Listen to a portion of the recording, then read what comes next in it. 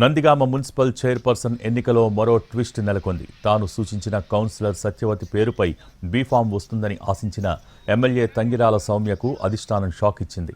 అటు ఎమ్మెల్యే ఇటు ఎంపీ సూచించిన పేరు కాకుండా మధ్య మార్గంగా 10వ వార్డు కౌన్సిలర్ మండవ కృష్ణకుమారి పేరు మీద బీఫామ్ అధిష్టానం పంపడంతో ఎమ్మెల్యే సీరియస్ అయ్యారు. కౌన్సిలర్స్ను తీసుకుని నేరుగా ఎన్నిక జరిగే జగ్జీవన్ రామ్ భవనానికి హాజరయ్యారు. బీఫామ్ లేకుండా 14వ వార్డు కౌన్సిలర్ సత్యవతి నామినేషన్ వేయనున్నారు. ఎమ్మెల్యే సౌమ్య సూచించిన 14వ వార్డు కౌన్సిలర్ సత్యవతికి కౌన్సిలర్లు మద్దతిచ్చే అవకాశం లేదు. కాబట్టి ఇండిపెండెంట్గా సత్యవతి చైర్మన్ అయ్యే అవకాశం ఉంది.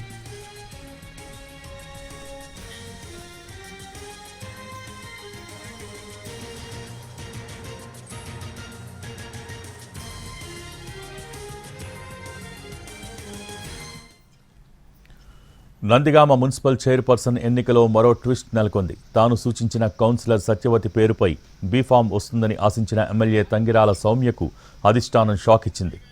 అటు ఎమ్మెల్యే ఇటు ఎంపీ సూచించిన పేర్లు కాకుండా మధ్య మార్గంగా 10వ వార్డు కౌన్సిలర్ మండవ కృష్ణకుమారి పేరు మీద బీఫామ్ అధిష్టానం పంపడంతో ఎమ్మెల్యే సీరియస్ అయ్యారు.